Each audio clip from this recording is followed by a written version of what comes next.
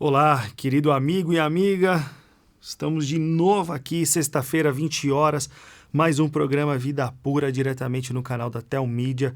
Hoje nós vamos fazer o fechamento da nossa série sobre pecadores sexuais antes de Jesus. Estamos analisando a genealogia de Jesus e vendo um conteúdo riquíssimo que você vai ver hoje sobre Davi, Salomão e Manassés. Você não pode perder o que está por vir logo após a vinheta.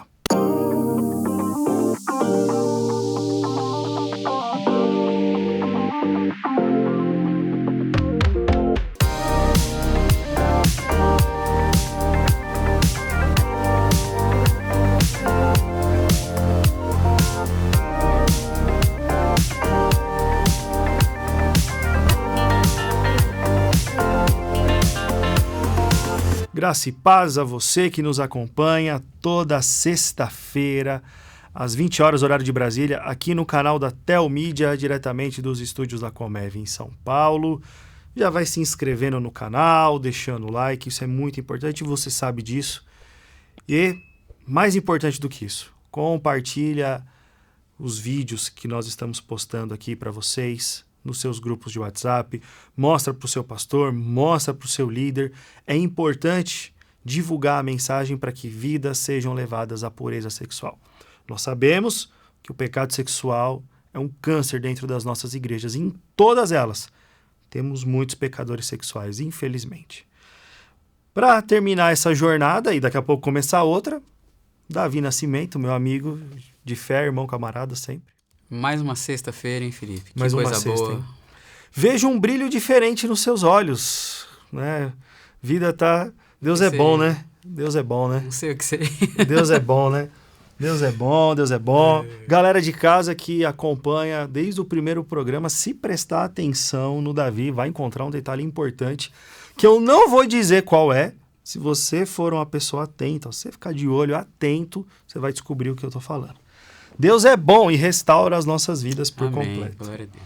Davizão, é mais ou menos o jogo dos 7 erros, né? Vamos ver quem vai acertar e vai falar aqui nos comentários. Vamos ver quem vai acertar. Agora cara, você é muito bonzinho com as pessoas. Não, né? que senão você vai ficar aí gastando tempo com isso. Não, de maneira Glória nenhuma. A Deus, glória a Deus. Deus é bom, hein? Cada milagre que acontece. Hoje nós vamos falar sobre os 3 últimos personagens que a gente quer destacar aqui da genealogia de Jesus, pecadores sexuais. E o primeiro dele é muito interessante. O primeiro deles. Não, é meu chorar, né? É interessante porque a Bíblia diz que ele é o homem segundo O coração de Deus. o homem segundo o coração de Deus. Davi, né? Você é Davi por causa de Davi, Sim. né? Como que o homem segundo o coração de Deus se deixou levar um belo dia pelo pecado sexual? Estava ele lá, numa época em que os reis deveriam sair à guerra, segundo Samuel, capítulo 11. Qual era a obrigação dele? Ir à guerra. Ir à guerra. Ele foi? Não. Por que ele não foi? Quis tirar um tempo pra assistir Netflix em casa de boa. Ele ficou acomodado. Joabe, vai lá, resolve. Essa daí tá fácil. Não preciso nem eu ir. E só um detalhe legal para quem viu o programa anterior. A gente falou de 2 nações que se tornaram eternas inimigas de Israel, que vieram do fruto de incesto lá de Ló com as filhas, e do qual uma dessas nações veio Ruth, que foi Moabitas. Os irmãos dos Moabitas, não vamos dar a resposta, a galera vai na Bíblia pesquisar lá. Os irmãos dos Moabitas foram justamente essa nação que estava em guerra com Israel quando Davi decidiu ficar no terraço. Tava tranquilão, né? Era uma guerra fácil, né? Aparentemente, então ele não foi. É engraçado que quando você traz... É que agora eu pensei, né? Você traz esse contexto, né? Isso tudo tá na Bíblia. E às vezes a gente lê o texto e fala, nossa, mas o que me interessa saber isso aqui? E Quando aí, você para prestar atenção, essas as histórias... coisas estão todas conectadas. É mais da hora do que assistir Game of Thrones. Muito mais da hora. E outra, Game of Thrones é totalmente pornô, né? Sim. E aí você pode se deliciar com as Sagradas Escrituras porque a história está toda entrelaçada. Uhum. Bom, Davi não vai. Davi fica acomodado no palácio. Ele bate um rangão dele no almoço, provavelmente, tirou um cochilão. Dá aquela depressão pós-prato. Aquele sonequinha depois do almoço, que a gente gosta, né? A gente também gosta. E aí acordou, saiu no terraço e assistiu pornografia, né? Viu Batseba tomando banho, exerceu a sua autoridade de rei, mandou que ela viesse para o palácio. E aqui não é novela de emissora de televisão, que fica romantizando a coisa. Então, imagina que ela não veio assim, nossa, o rei está me chamando, vou me perfumar, vou lavar os cabelos, né? Vou ficar bonita. Ela foi atender ao chamado do rei e mal ela sabia que o rei a obrigaria a ter relações sexuais com ela. Muito provavelmente a gente pode dizer que isso é um estupro. Ela era a mulher de Urias. É isso aí, gente. Esse conto de fadas que vocês acreditam aí... Tanto que no texto diz o quê? Jessé gerou o rei Davi, e o rei Davi gerou Salomão, cuja mãe foi aquela que tinha sido mulher de Urias. O texto da genealogia faz questão de mostrar que a mulher era de outro, que Davi foi lá ter relação sexual com ela. Bom, ela engravidou, ele tentou dar um jeitinho brasileiro na coisa, né? Mesmo sendo judeu. Mesmo sendo judeu. E aí teve uma ideia brilhante de colocar o marido dela, de fato, na frente da batalha, que... Trouxe ele antes, primeiro, para ver se, embriagando ele, mandando para casa, ele tinha relações com ela, e aí, não, o filho é dele. Vai, me leva no ratinho pra fazer dele.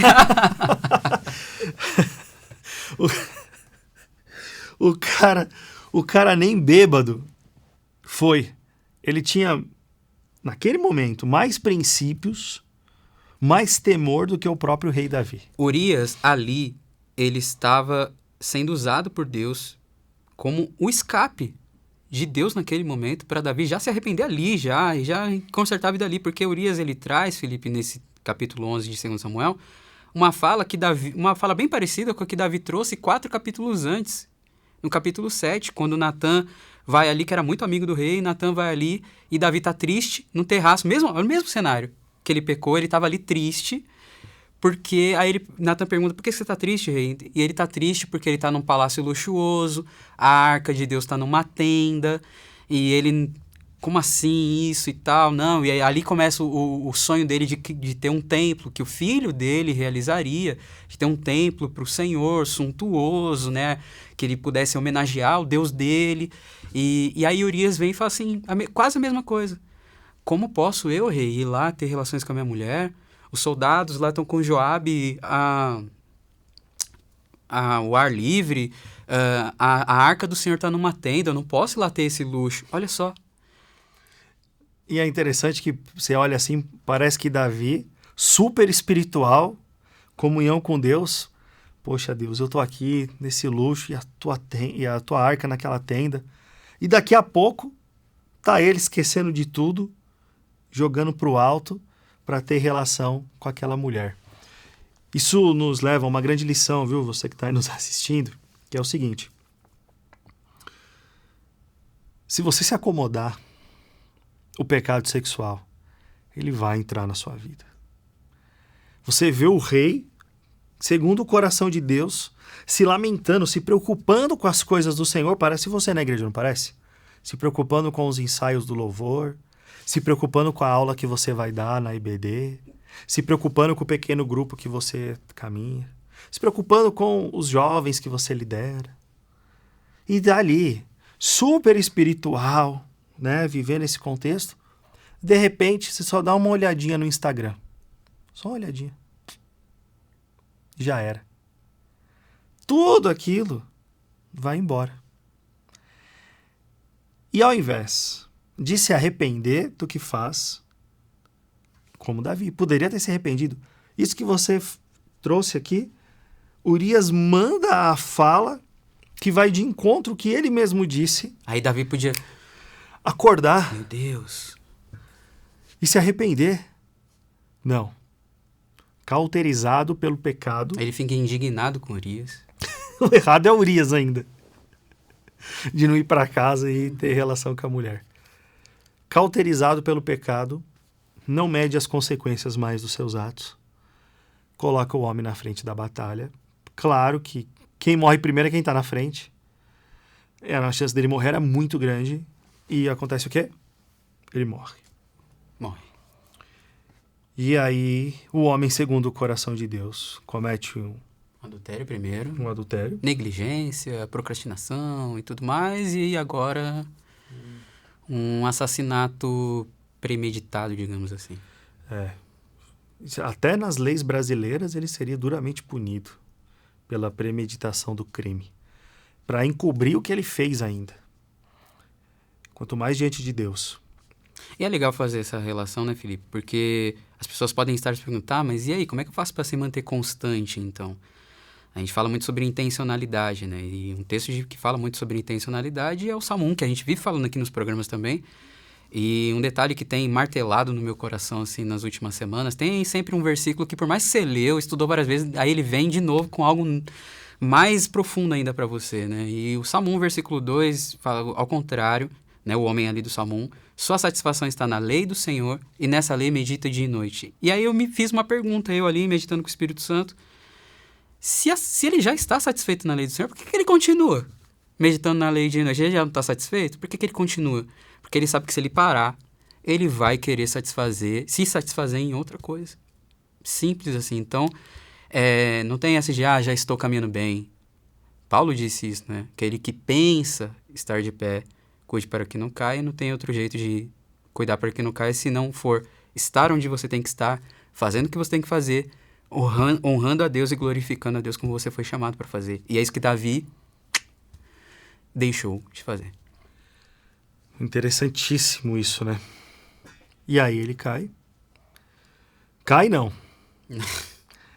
É você que fala que cai. Eu tive uma queda. Queda parece que é acidente, né? Escorregou na banana, um acidente, um deslize. Não tem nada de acidente. Você pecou contra um Deus santo. A partir de agora, quando você assistir pornografia, se masturbar, ou fazer qualquer outra imoralidade, você vai dizer assim. Você não vai mais dizer, eu tive uma queda. Você vai dizer, eu pequei contra um Deus que é santo. Muda esse negócio. Não foi um acidente. Foi uma escolha. Você não é vítima. Você é o responsável pela situação. Você passou a senha no bloqueador do seu celular, você abriu o seu navegador, você digitou o site, você... Acabou. Você é responsável. Como Davi foi responsável pelos seus atos. Uhum. Mas algo precisou acontecer para Davi, de fato, se arrepender. E aqui começa a entrar o porquê que Davi é o homem segundo o coração de Deus. Davi não é o homem segundo o coração de Deus porque ele não peca. Davi é o homem segundo o coração de Deus por quê? Porque tudo que ele faz, ele demonstra que ele faz para a glória de Deus. E há um arrependimento sincero e genuíno no coração dele quando ele falha, quando ele erra, quando ele peca. Só que para ele ser levado a esse arrependimento, Deus enviou o profeta Natan para colocar o dedo na cara dele e os o dois mesmo Natan que conversou com ele antes. Confronto. E eu não vejo outra forma, Davi, de um pecador sexual despertar do sono se não for de alguma forma um confronto. Por que vocês pegam duro na internet? Por que vocês falam tão incisivos? Porque senão o pecador sexual ele não desperta. Tem gente assistindo a gente aqui, acompanhando, que já conhece o Vida Pura há muito tempo.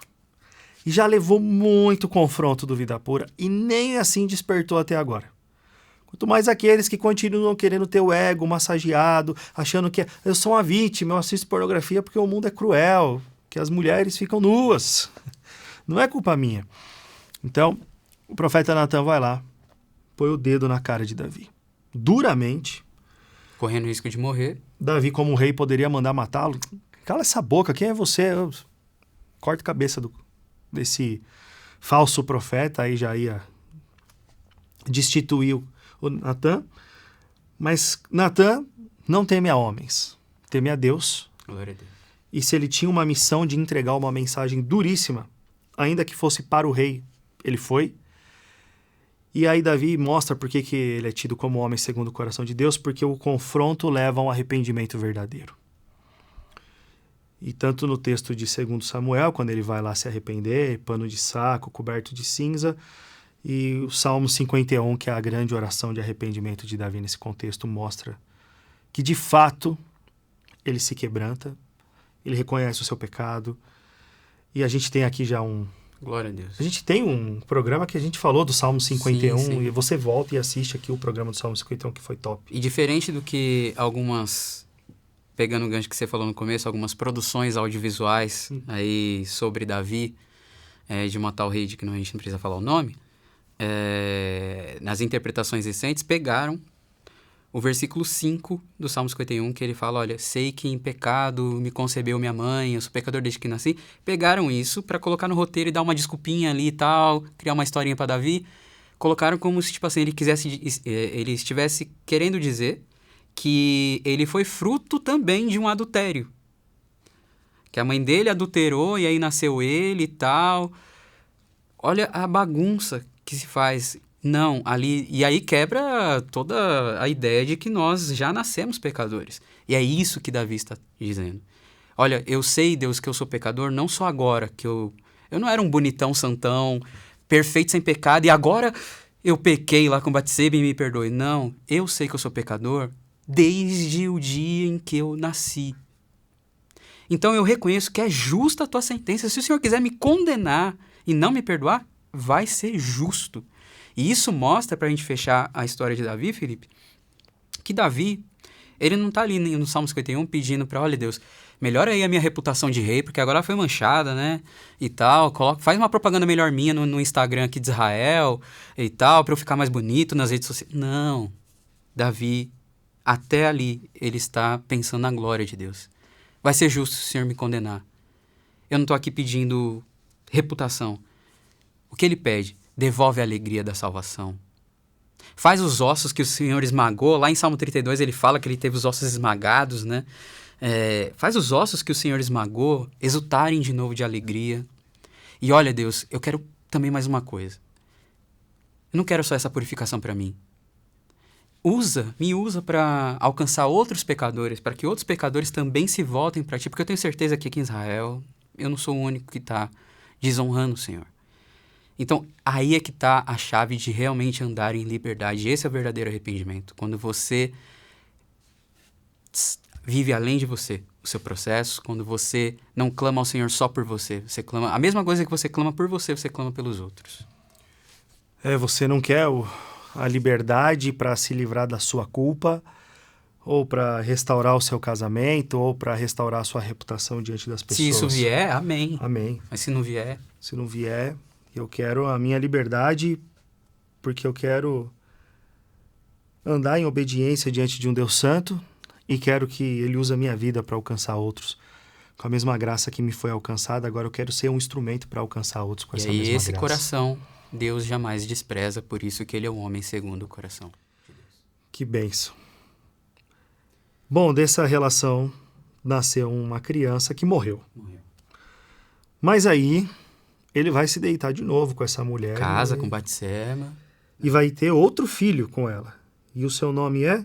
Gedidias. É bíblico, hein? Porque lá em 2 Samuel 12 fala que esse é o segundo nome de Salomão. Mas brincadeiras à parte, Salomão. Salomão. E aí vai vir um novo personagem para nós aqui. Salomão. E quem é Salomão? Dentro do contexto da ideia da nossa série aqui, é mais um pecador sexual que está aqui na linhagem do Messias. Talvez o pai dos pecadores sexuais, porque o texto diz que ele tinha 700 esposas. 300 concubinas. 300 concubinas. Aí não sei se entre essas 700 esposas inclui aí a filha do faraó, se não inclui 1.001. 1.001 mulheres. Relatadas aqui no texto, né? Imagina, Felipe, 1.001 menstruações, 1.001... ele não... Eu acho que aí é um achismo, tá? Ele não tinha isso, por isso que ele tinha tantas. Então, ele só se relacionava... Tinha um harém, né? Lá. Com quem tava bem, né? Ele vai escolher só a parte... essa aqui tá legal hoje, essa hein? parte boa. Um ano com 365 dias, ele ia repetir a mulher quando, né? Daqui 3 anos você volta. E aí ele começa a perder o coração por causa das muitas esposas. Era dito já em Deuteronômio que o rei não deveria ter muitas esposas. porque ele correria o risco de perder o seu coração ao servir os seus deuses. O ruim é que eu não conheço nenhum rei que cumpriu isso. Então, já para deixar claro, né, o pecado mesmo deles, na atitude deles, a Bíblia não passa pano para ninguém. Glória a Deus. E, de fato, Salomão perde o coração com tantas mulheres e passa a servir a todos esses deuses dessa mulherada toda, a erguer altares idólatras na nação por causa dessas mulheres. O que a gente não faz para agradar quando a gente é dependente também emocional e se defrauda, né? Anota essa frase. Anota essa frase. Repete aí, por favor. O quê? O que a gente não faz para agradar? Quando a gente se torna dependente emocional de uma pessoa, né? A gente passa a idolatrar o ídolo dela para poder estar com ela, porque ela se tornou o nosso ídolo. Como isso é profundo, como isso é pesado. Né? Quantas relações a gente vê hoje de pessoas se submetendo, né? No caso aqui é Salomão, é o homem se deixando levar. E era o homem mais sábio de todos os tempos. Detalhe importante. De novo. O homem mais sábio de todos os tempos. O homem que disse que o temor do Senhor é o princípio da sabedoria. Cara, olha só como que as coisas são, né? Por isso que Provérbios é interessante.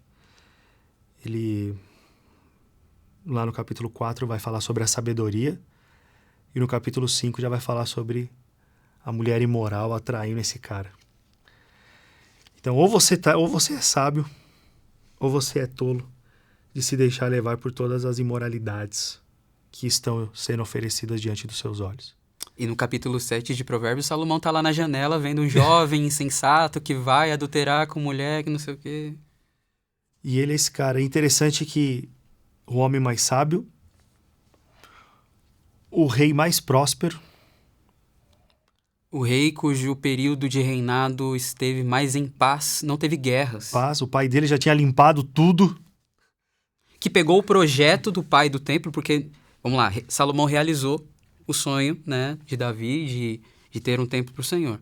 Mas se a gente estudar, a gente vai perceber que ele já pegou um projeto praticamente pronto. O Salomão é aquele filho que nasce em família rica, que já está tudo pronto, o negócio do pai, o pai tem um negócio, porque o negócio está dando Davi lucro. tinha pensado até na escala do Ministério de Louvor dos cultos. Tava tudo pronto. Ele herdou tudo. E aí que tá. Mais uma vez, tudo muito fácil leva o povo à perdição do pecado sexual. Quando a gente vê, voltando rapidinho aqui, 30 segundos, a nação de Israel saindo do Egito, vai para o deserto. Aí eles são incrédulos. De 20 anos para cima, todo mundo vai morrer. Então uma primeira geração morre no deserto. Essa segunda geração, que era de 20 anos para baixo, Josué e Caleb, os filhos que foram nascendo, 40 anos de peregrinação, sofreram, lutaram, viram tudo, conquistaram a terra prometida debaixo de guerra, serviram o Senhor. Os seus filhos, a primeira geração que nasce dentro da terra prometida, já vira as costas para Deus, que aí começa o livro de Juízes. Uhum. Salomão é esse retrato. O pai, Davi, fez tudo, deixou tudo a casa em ordem para ele. Ele chega, herda tudo. Deus dá um dom para ele magnífico da sabedoria. A fama dele se espalha, ele é respeitado, ele é reconhecido, ele tem tudo.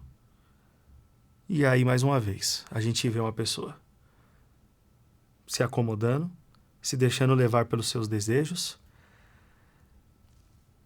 Eu não sei o que essas mulheres tinham a ponto de seduzi-lo e ele negar o próprio Deus para construir esses altares idólatras. Uma coisa é sei. Isso é fruto do que ele diz aqui em Eclesiastes, no capítulo 2, a partir do versículo 9. Eu me tornei importante e superei todos os que vieram antes de mim em Jerusalém, e a minha sabedoria nunca me abandonou. Tudo aquilo que os meus olhos desejaram, eu não lhes neguei. Nem privei o meu coração de alegria alguma, pois eu me alegrava com todas as minhas fadigas, e isso era recompensa por todas elas. Tudo que esse homem desejou, tudo que os olhos dele contemplaram e ele quis, ele teve. E aí ele fala, considerei todas as obras que as minhas mãos fizeram e também o trabalho que eu com fadiga havia feito, e eis que tudo era vaidade e correr atrás do vento, e nenhum proveito havia debaixo do sol. O homem mais sábio olha e fala, olha, eu não neguei nada que os meus olhos desejaram. Sabe o que eu ganhei com isso? Nada. Tudo não passava de vaidade. Tudo isso foi muito inútil. E aí ele vai concluir dizendo, de tudo o que se ouviu, a conclusão é esta. Tema a Deus e guarde os seus mandamentos, porque isto é o dever de cada pessoa. Eclesiastes 12, 13, né? Então, o homem das 1000 mulheres não negou nada do que os seus olhos desejaram. E na sua velhice ele olha para trás e fala, tudo isso foi inútil. Tudo isso foi uma grande perda de tempo. Tudo isso foi só pedra de tropeço. Só uma coisa importa. Tema a Deus e guarde os seus mandamentos.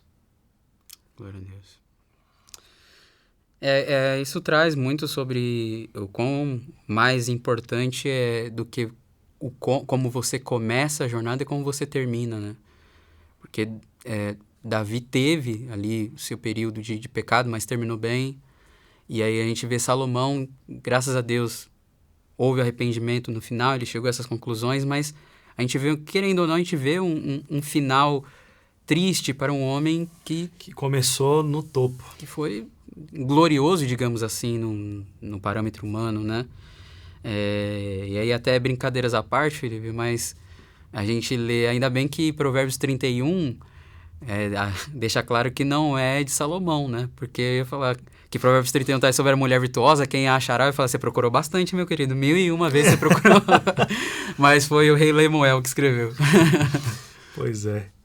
Cara, é interessante você falar, porque as pessoas elas são tão imediatistas que elas julgam a condição delas com o atual momento delas. Tem gente que está sofrendo e... eu estou sofrendo por causa da consequência do meu pecado sexual. E é verdade. Mas, às vezes, não só por isso. Existem propósitos divinos. Mas Salomão é o cara. Ele está vivendo o pecado sexual dele como o cara. No topo. E tem gente nos assistindo que está vivendo o pecado sexual no topo da vida. Não está acontecendo nada de ruim. Só coisa boa. E isso traz uma sensação de ilusão muito perigosa. Eu estou fazendo, não está acontecendo nada, está tudo normal. Pelo contrário, eu estou prosperando ainda mais. Mas aí você olha para o sábio Salomão. Vai chegar um momento da vida que você vai começar a definhar. E esse é o exemplo claro desse homem. Que vai chamar essas coisas no final da vida de tudo isso foi correr atrás do vento. Ou seja... foi inútil. Totalmente inútil.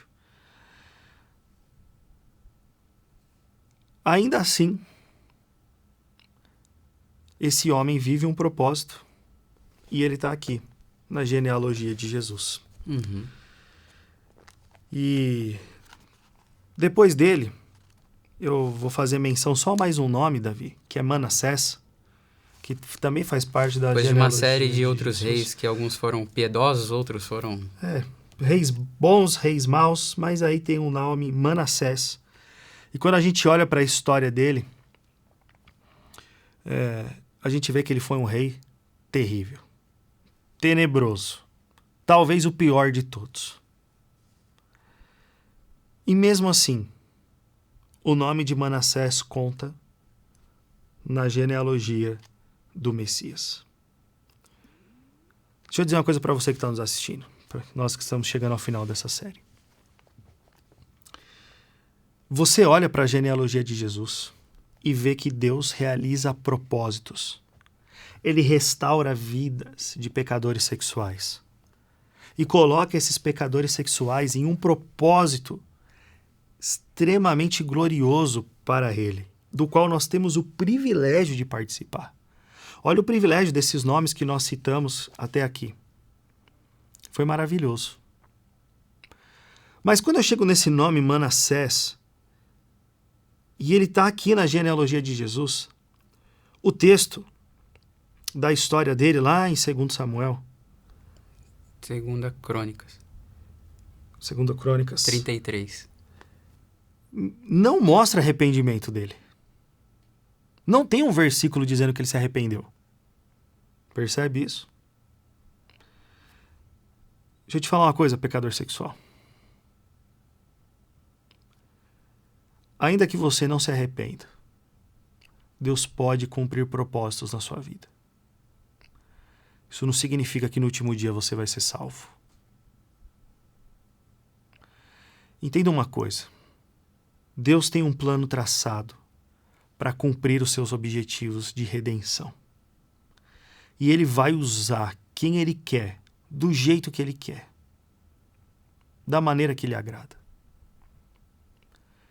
Então você pode se considerar um instrumento de Deus e continuar vivendo na hipocrisia dos seus pecados sexuais e dizer assim para mim: meu trabalho na igreja só cresce. As vidas estão chegando. Eu coloco a mão nos doentes e eles são curados. E talvez no último dia você ouça de Jesus: não te conheço. Para trás de mim, vocês que praticaram o mal, eu não vos conheço. Senhor, mas nós não expulsamos demônios em teu nome? Não realizamos sinais e maravilhas em teu nome? Eu não te conheço. Deus tem os seus propósitos, Deus tem os seus objetivos, e Ele faz do jeito que Ele quer. Ele não está confinado na minha caixa, na caixa do Davi, dentro da nossa cabeça. Ele é infinitamente maior do que isso. E Ele nos dá privilégios de sermos parte da história redentiva do seu povo que Ele está alcançando a cada dia que passa, até a volta de Jesus, quando aí será tudo consumado no sentido de completo, acabou. Daqui para frente é novos céus e nova terra. Não há mais tempo para nada. Então veja, já imaginou você que está me assistindo aí? O seu nome está aqui. Imagina o seu nome aqui na genealogia. Mas porque Deus cumpriu propósitos através de você. Mas a sua vida mesmo foi desperdiçada. Não se deixe levar pela sua posição. Não se deixe levar por aquilo que você está fazendo. É muito mais do que isso. É só você e Deus. E mais ninguém. E não importa se está tudo dando certo no trabalho eclesiástico que você desenvolve na igreja. Não importa. Não importa se você está fazendo os enfermos serem curados, os mortos ressuscitarem. É o seu coração diante de Deus. É o quanto você se arrepende diante desse Deus. É o quanto você busca incansavelmente esse Deus. Porque as árvores são reconhecidas pelos seus frutos. Deus não descarta ninguém. Deus deu oportunidade para todos esses homens e fez questão de registrar o nome deles na genealogia de Jesus. E quando eu olho para eles e eu olho para nós, eu falo: puxa vida, como Deus é maravilhoso. A graça, que é o favor imerecido dele, ele nos dá aquilo que não merecemos. E a misericórdia, ele retém aquilo que nós merecemos. O que nós merecemos? Justiça. Preste atenção. Foi uma série muito profunda, de esperança para você, mas fica o alerta. Nós temos visto pessoas muito cheias de si, porque eu só tenho um pecadinho, mas olha o que eu faço na igreja. Não é questão do que você faz, porque Deus faz infinitamente melhor e levanta pessoas para fazer infinitamente melhor do que você. Se Deus quiser levantar uma pessoa hoje para fazer infinitamente melhor do que eu e o Davi estamos fazendo no Vida Pura, Ele vai fazer isso. Isso é a coisa mais fácil do mundo. É o privilégio de fazer que Ele nos dá, para no último dia você contemplar a graça e a misericórdia dEle, ou olhar para Ele e Ele falar: eu te dei todas as chances. Você que virou as costas, por amor a si mesmo e a esse miserável pecado que você insiste em não querer assumir um compromisso verdadeiro de mudança, porque é iludido por um prazer momentâneo, passageiro e mortal. A minha oração é que você se arrependa de verdade. E eu sei que tem pai de família aqui, me assistindo, que está traindo a esposa, que está deixando os filhos em casa para sair com prostituta. Que Deus conceda a graça desta noite de você se arrepender verdadeiramente diante da presença dele. Amém? Amém. Obrigado. Bom, junto, Felipe, a gente falou de uma série profunda de nomes de pecadores sexuais que foram registrados na genealogia de Jesus. Esse Jesus, por meio de quem, através do seu sangue, agora tem pecadores sexuais registrados no livro da vida. Amém. Então, glória a Deus por isso. Louvado seja Deus.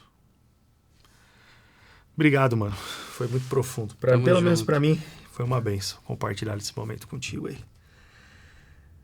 Com os nossos nomes escritos no livro da vida, o que é incomparavelmente... Não tem nem comparação mesmo. Incomparavelmente incomparável e incomparável do que qualquer coisa que esse mundo possa nos oferecer. Eu te convido a estar aqui semana que vem. 20 horas, horário de Brasília. Acompanhando mais um programa Vida Pura no canal da Telmídia. Clica no link, faz a sua inscrição no streaming da Telmídia, tá aqui na descrição do vídeo. Se você está ouvindo em alguma plataforma de áudio, vai lá no Instagram da Telmídia, clica lá no link e vem participar do streaming, séries, filmes, desenhos, conteúdo de graça.